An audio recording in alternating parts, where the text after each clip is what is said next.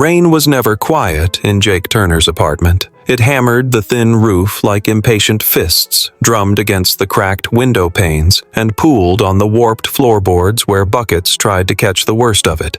Jake was used to it. Storms didn't ask permission, just like life never had. But that night, at 9:47 p.m., the storm brought something else. A sharp knock. Then another, urgent, uneven.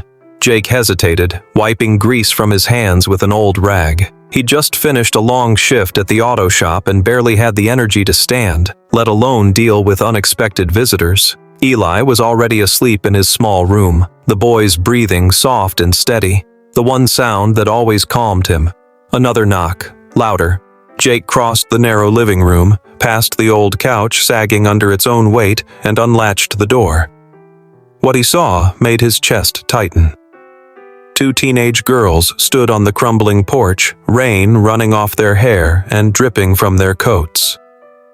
Identical faces. Pale and shivering, framed by wet strands of dark blonde hair. They looked like they'd been walking for miles. "Please," one said, voice trembling. "We've been knocking. No one would open." Jake glanced down the street. Most of the houses had their lights off. Big homes in the wealthy neighborhood a block over, each with driveways that could fit 3 cars. But here, in his part of town, no one came out at night unless they had to. "What happened?" Jake asked carefully. "Our car broke down. No one would help," the other twin murmured. Her lips were almost blue. "We've been turned away 17 times. Jake felt his throat tighten. He didn't know who they were. Didn't care, really. He only knew they were cold, wet, and scared. "My fridge is nearly empty," Jake thought. "I barely have enough for Eli." But then he looked at them again, shivering, exhausted. Someone's daughters. "Come inside," he said finally, stepping back. The girls hesitated. Strangers didn't usually invite you in this easily, but the warmth spilling out from the dim living room was too much to resist. They slipped off their shoes and followed Jake, leaving small puddles on the worn linoleum. Jake found 2 blankets, thin but dry, and draped them over their shoulders. "Sit by the heater. It's weak, but it's something." He rummaged through the fridge, half a carton of eggs, a few slices of bread, leftover pasta from the night before. It wasn't much, but he heated it anyway. The girls watched him quietly, exchanging a glance now and then. They didn't give their names, and Jake didn't ask. He just slid plates toward them and nodded. "Eat." From the hallway, Eli appeared, rubbing his eyes. His hair stuck up in every direction, and he looked small in his oversized t-shirt. "Dad?" "It's fine, bud," Jake said softly. "Just some travelers passing through. Go back to bed." But Eli didn't. When he saw how the girls huddled together, still shivering, he disappeared into his room and returned with his own pillow and blanket. "They can take my bed," he said simply. Jake started to protest, but Eli's look silenced him. That quiet determination kids sometimes have when they decide something's right. The twins whispered a thank you. One smiled faintly, though her lips trembled. For the next hour, Jake sat in the dark living room, listening to the storm ease outside. He didn't ask questions, didn't pry. He just waited for their breathing in Eli's room to steady, for the small apartment to fall silent again. But somewhere in the back of his mind, an unease lingered. People didn't wander door to door in this weather by accident. And as Jake drifted into an exhausted sleep on the couch, he didn't know that outside, beyond the rows of quiet houses, someone else was searching for these girls, and wouldn't stop until he found them. The storm broke sometime past midnight, but Jake Turner barely noticed. Sleep for him was never deep. Just a light doze, his body trained to wake at the slightest sound after years of single fatherhood. At dawn, pale light crept through the thin curtains, painting the cramped apartment in muted gold. Jake stirred on the couch, stiff from the awkward position. For a moment, he thought he'd dreamed it all. The knocking, the rain, the girls. But when he sat up, he heard voices, soft ones, from Eli's room. Jake pushed himself to his feet and walked quietly to the doorway. Inside, the twins sat cross-legged on the edge of Eli's bed. Eli was still asleep, a faint smile on his face, his blanket now pulled up around both girls. They'd clearly spent the night making sure he stayed warm, too. Jake felt something twist in his chest.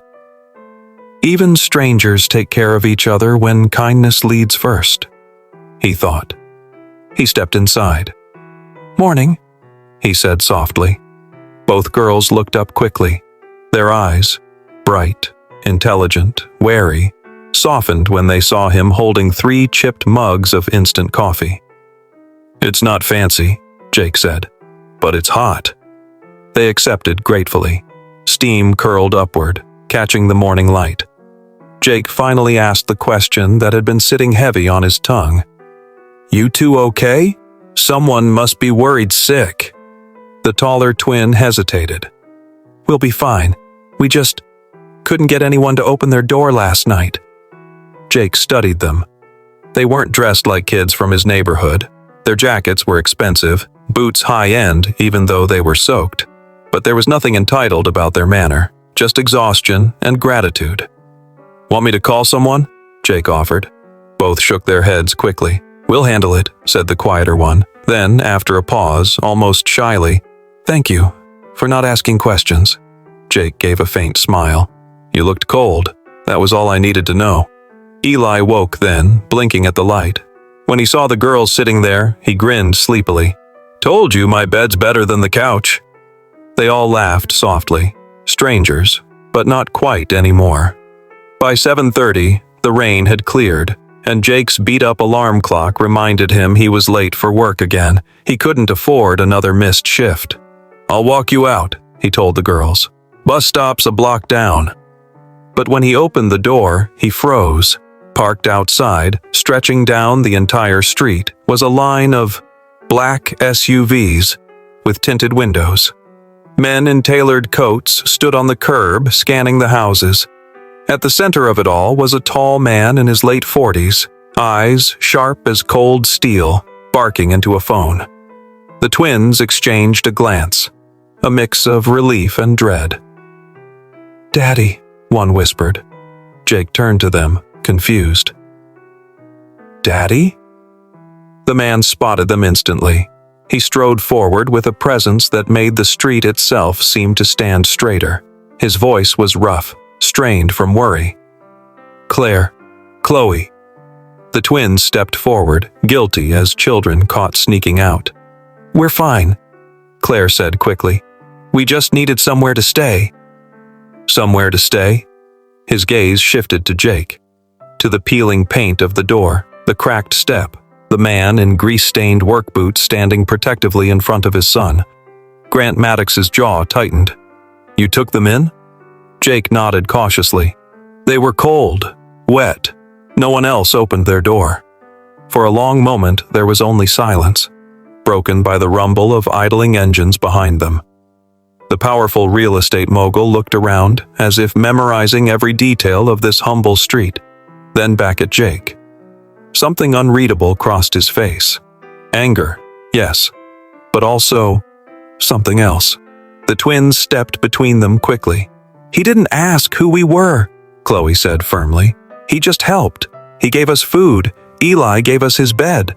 Grant's hard stare softened, just a fraction, as his eyes fell on Jake's boy, standing barefoot in the doorway, rubbing sleep from his eyes.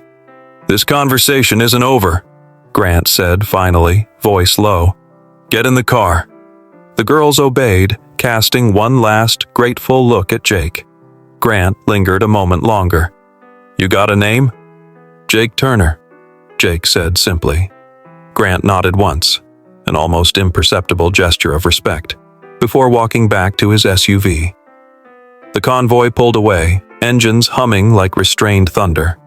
Jake stood there in the quiet morning, Eli tugging at his sleeve. "Dad, who were they?" Jake watched the cars disappear around the corner. "Someone else's family, bud," he murmured. "Someone looking out for their own." But deep down, he knew this wasn't the last he'd see of them. Not by a long shot. Jake Turner spent the rest of that morning with a strange weight in his chest. The street was quiet again. No black SUVs, no worried billionaire father, no identical girls standing shivering in his doorway. Just the usual hum of his battered refrigerator and the sound of Eli clinking a spoon against his cereal bowl. "Dad?" Eli asked. "Are we in trouble for something?" Jake forced a small smile. "No, bud. We just helped some people who needed it. That's all." But it didn't feel like that's all. By noon, Jake was back at the auto shop, buried in the kind of work that left grease under your nails and soreness in your shoulders. He didn't talk about last night. He didn't talk much at all, just turned wrenches, wiped his hands, and tried not to picture the sharp look in Grant Maddox's eyes. Who was that man, really? Jake had heard the name before. Maddox, real estate, high-rise towers downtown with his name in chrome letters. A man with more money than he could ever spend. A man who probably had no reason to remember someone like Jake Turner. But Jake was wrong. That evening, just as Jake was locking up the shop, a black car pulled to the curb. Not the fleet from earlier, just one. Understated but expensive, its paint gleaming even under the dull streetlights. The rear window rolled down. "Mr. Turner?" a voice said. "Grant Maddox." Jake hesitated, wiping his hands on a rag. "Yeah, get in. I'll give you a ride home." Jake's first instinct was to refuse. Men like Maddox didn't give rides. They summoned people, made demands, then moved on. But something about his tone wasn't commanding. It was curious. Inside, the car smelled of leather and faint cologne. Grant studied Jake for a long moment as they pulled away from the curb. "My daughters told me everything," Grant said finally. "How you didn't ask their names, didn't ask for anything in return." Jake stared out the window. "Wasn't looking for anything." "I know." Grant's voice softened. "That's unusual." Silence settled. The city passed by in streaks of gold and gray. Finally, Grant asked, "You're a single father?" "Yeah." "Hard?" Jake gave a dry laugh. "Some days more than others, but Eli's a good kid, makes it easier." Grant nodded thoughtfully, as if cataloging every word. "What do you do besides the shop?" "Whatever pays." Jake hesitated. "Night shifts, delivery runs, anything that keeps the lights on." Another silence, this one heavier, filled with unspoken things. When the car reached Jake's street, Grant didn't let him out immediately. He kept his eyes on the cracked pavement, the peeling paint of the apartment building.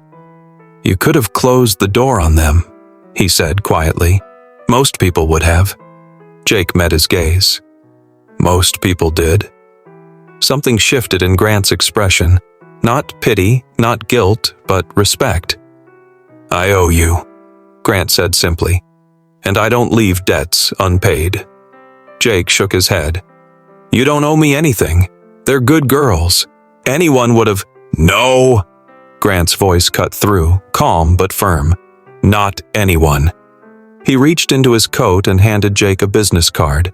Heavy, embossed, the kind you don't throw away. "Come to my office tomorrow, 10 a.m. I want to talk about your future." Jake frowned. "I've already got a job." Grant's eyes glinted. "Not the kind I'm offering." The car door opened automatically, a quiet invitation. Jake stepped out, still holding the card. By the time he turned around, the car was already gliding away into the night. Eli was waiting by the door, backpack slung over his shoulder. "You okay, Dad?" Jake slipped the card into his pocket. "Yeah, just met someone who doesn't usually stop on this street." He didn't say the rest out loud. "And tomorrow I'm supposed to walk into his world." Jake Turner wasn't used to elevators lined with polished brass or lobbies so quiet they made you whisper without knowing why. The Maddox Tower stood like a monument over the city, all glass and steel, sunlight sliding down its flawless edges. Walking through those revolving doors felt like stepping into another world, one that didn't leave room for men with worn work boots and grease under their fingernails. Jake caught his reflection in the glass as he entered. A thrift store shirt pressed as best as he could manage, an old jacket that no amount of brushing could hide the wear on. He straightened his shoulders anyway. The receptionist barely needed to ask his name. "Mr. Maddox is expecting you," she said, her voice calm, clipped, almost rehearsed. Moments later, Jake was in an elevator rising faster than he liked to think about, up to a floor where even the carpet looked expensive. When the doors opened, Grant Maddox was waiting in a corner office big enough to fit Jake's entire apartment inside twice over. "Mr. Turner," Grant said, standing from behind a desk of dark walnut, the city skyline glowing behind him like a private backdrop. "Thanks for coming." Jake nodded stiffly. "Didn't think I had much of a choice." Grant's mouth twitched. Not quite a smile, but something close. "You always have a choice. Sit down." The chair across from Grant was softer than any bed Jake had ever slept in. He stayed rigid, though, like a man on borrowed time. Grant studied him for a long moment before speaking. "I didn't call you here out of gratitude. I called you because I recognize something I can't ignore. You work hard. You raise your boy alone. And when no one else would open their door, you did, without knowing who my daughters were." Jake shifted uncomfortably. Compliments weren't his currency. "I didn't do anything special." Grant leaned forward. "That's where you're wrong. Character is rare, and when I see it, I invest in it." Jake frowned. "Invest? Look, if this is about money—" "It's not," Grant interrupted. "It's about opportunity." He opened a drawer and placed a folder on the desk. Inside were papers, job offers, housing options, things Jake barely let himself dream about. "I want you at my company," Grant said. "Steady work, real salary, benefits, and I've already spoken to someone at St. Andrew's Academy. Your son deserves the best education this city can offer. Consider his scholarship handled." Jake stared at him, stunned. It sounded like charity. It sounded like a trap. "Why?" Jake asked finally. "You don't know me." Grant's eyes narrowed, not in anger, but in focus. "I know enough. I know you didn't ask for any of this. I know Eli gave up his bed for my daughters without a second thought, and I know good men are hard to find." Jake exhaled slowly, trying to process it all. "What if I say no?" Grant shrugged lightly. "Then I'll shake your hand, thank you for your kindness, and wish you well. But I don't think you will." For a long moment, neither spoke. Outside, the city gleamed through the floor-to-ceiling windows, a reminder of everything Jake never had and never thought he would. Finally, Jake stood. "I'll think about it." Grant rose too. "Do more than think about it. Opportunities like this don't come twice." Jake left the office with the folder tucked under his arm, his heart pounding like he'd just stepped off a cliff. Down on the street, the world looked the same. Cracked pavement, buses groaning at the corner, people rushing past without noticing him. But Jake felt different, like someone had just tilted his entire life sideways, and he was waiting to see if it would fall apart or fall into place. When he got home, Eli was waiting on the couch, backpack half open with school books spilling out. "So?" Eli asked. "What was it about?" Jake looked at his son. Really looked at him. The boy deserved so much more than what Jake could give. And maybe, just maybe, this was the first time someone powerful had seen him not as a man to look past, but as someone worth helping. "We might have a decision to make," Jake said quietly. And he wasn't sure if he was more terrified or hopeful. Jake Turner didn't say yes immediately. Pride was a stubborn thing, a shield he'd carried ever since the night Eli's mother passed, leaving him to hold their small family together alone. Taking help from anyone, especially a billionaire, felt like admitting defeat. But the folder Grant Maddox had handed him stayed on the kitchen table for 3 days. Every time Jake walked past, he told himself not to look. And every time Eli sat down to do homework under the dim yellow light, Jake found himself staring at the page marked St. Andrew's Academy, full scholarship. By the 4th morning, Jake stopped pretending. Grant Maddox's office looked different this time, Not because the furniture had changed, but because Jake walked in with his decision already made. "I'll take the job," Jake said, voice steady. Grant didn't smile, at least not in a way most people would notice, but his eyes softened just slightly. "Good," he said. "I expected you would." The first few weeks at Maddox Real Estate were a whirlwind. Jake wasn't at a desk, not yet. Grant wanted him close, shadowing meetings, learning how the business worked from the ground up. It felt strange being treated like someone whose opinion mattered after years of invisible labor in late-night garages and grocery stock rooms. Eli noticed the difference first. Jake came home tired, yes, but not worn down. His shoulders sat a little higher, his laugh came easier. And when Eli asked about school supplies, Jake didn't have to check his wallet before answering. The twins, Claire and Chloe, appeared one afternoon at Maddox Tower, slipping past assistants and staff with the confidence of girls who'd grown up around power. They found Jake in the lobby, still in his new suit that didn't quite fit him yet. "You clean up nice," Claire teased. Jake chuckled. "Still me under all this. Don't worry." Chloe leaned closer. "Dad says you're too humble. That's his polite way of saying you don't ask for anything." "Not really my style," Jake replied.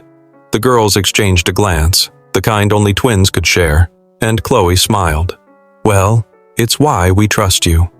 Life began to shift in quiet ways. Groceries stopped being a math problem. Eli's shoes actually fit for once. Jake even repaired the roof on their little apartment, though Grant hinted more than once that they wouldn't be staying there much longer. But with every improvement came a quiet unease. Jake couldn't shake the feeling of being watched. Not by Grant himself, but by the world Grant lived in. Men in tailored suits eyed him in conference rooms as if wondering what back door he'd slipped through to get here. Assistants whispered when he walked by, puzzled by the man with calloused hands sitting near the head of the table. And one night, as Jake left the building late, he caught a conversation he wasn't meant to hear. Two executives laughing near the elevators. "Can you believe Maddox brought in a mechanic?" one said. "Probably some PR stunt," the other replied. "Find a sob story, dress it up, makes him look generous." Jake walked past without a word, but the comment stuck like a thorn. Was that how everyone saw him? A charity case? A week later, Grant called Jake into his office again. "You've done well," Grant said, studying him with the same intensity as before. "Better than most expected. But I need to ask you something important." Jake waited. "This job, this life, it comes with attention. Some people will respect you. Others," Grant paused, "will think you don't belong. Can you handle that?" Jake looked him straight in the eye. "I've been told I don't belong my whole life. Doesn't bother me anymore." Grant nodded, satisfied. "Good, because I don't invest in temporary people. I'm giving you more than a paycheck, Jake. I'm giving you responsibility." Something in his tone made Jake's pulse quicken. "What kind of responsibility?" Grant leaned back, steepling his fingers. "Come by the house tomorrow. Bring Eli. It's time you saw what family means to me." The next day, Jake stood at the gates of the Maddox estate, iron and stone towering high, opening slowly as if to measure whether he deserved to pass through.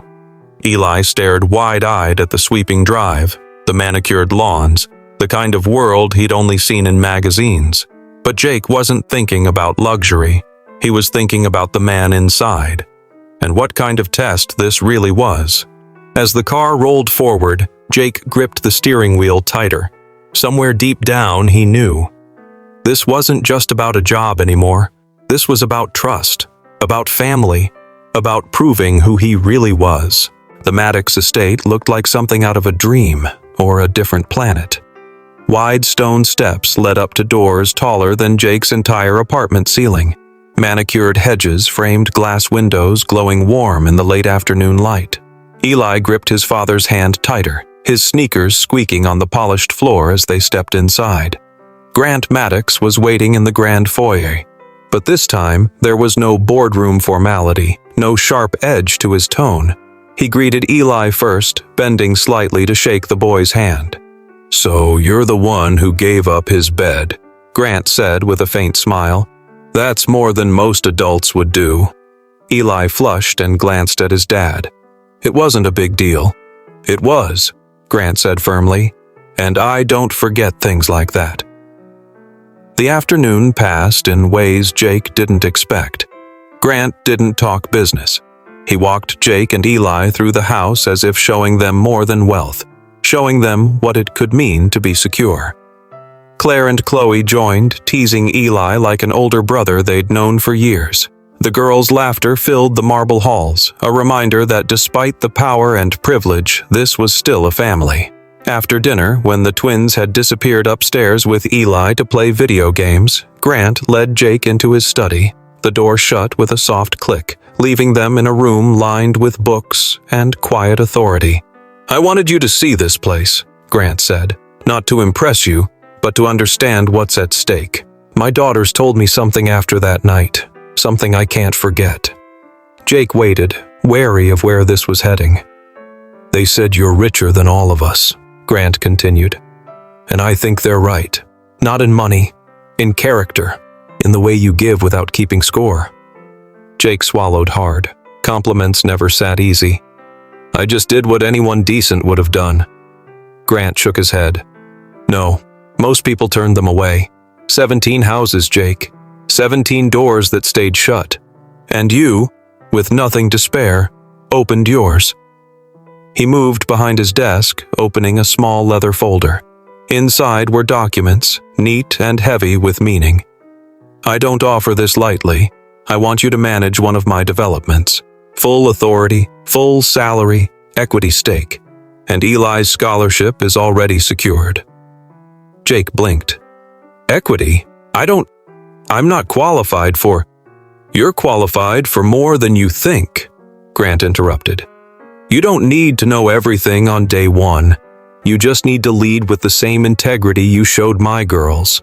Jake stared at the papers. This wasn't just a job. It was a doorway into an entirely different life. "What if I fail?" Jake asked quietly. Grant's voice softened. "Then you fail honestly, and I'll still have your back, but I don't think you will." When Jake and Eli left that night, the sky was clear. The kind of deep navy that made the stars seem close enough to touch. In the passenger seat, Eli held a small envelope Grant had given him. An official welcome letter from St. Andrew's Academy. "Dad," Eli said softly, "does this mean things are gonna be easier now?" Jake gripped the steering wheel, thinking of long nights, empty cupboards, and the kindness of strangers who weren't strangers anymore. "I think it means," he said slowly, "that good things can happen when you keep your door open." The next morning, Jake signed the papers. By the end of the week, his old apartment roof no longer leaked. By the end of the month, he was managing a project that would change a neighborhood, just as one open door had changed his life. When the twins hugged Jake goodbye one evening, just before they returned to boarding school, Chloe leaned close and whispered, "Daddy says he trusts you. We do too." And Claire smiled, repeating the words that had started it all. "You're richer than all of us."